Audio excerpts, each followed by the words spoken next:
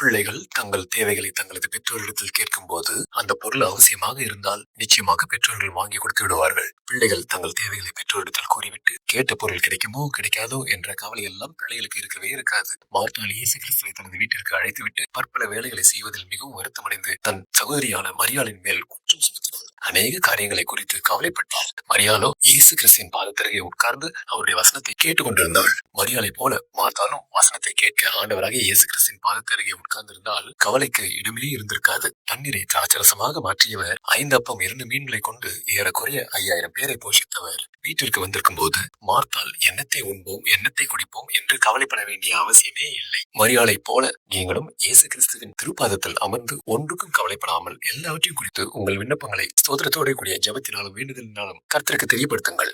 ஆவியாயும் ஜீவனாயும் இருக்கிற வேத வசனத்தை வாசித்து தியானிக்கும் போது கர்த்தர் உங்களுடன் வசனத்தை கொண்டே பேசுவார். அந்த வசனமே உங்கள் கவலை கண்ணீர் எல்லாவற்றுக்குமான பதிலாக இருக்கும். இப்பொழுது எல்லா புத்திக்கும் மேலான தேவ சமாதானம் உங்கள் இருதயங்களையும் உங்கள் சிந்தைகளையும் கிறிஸ்து இயேசுக்குள்ளாக காத்துக்கொள்ளும்.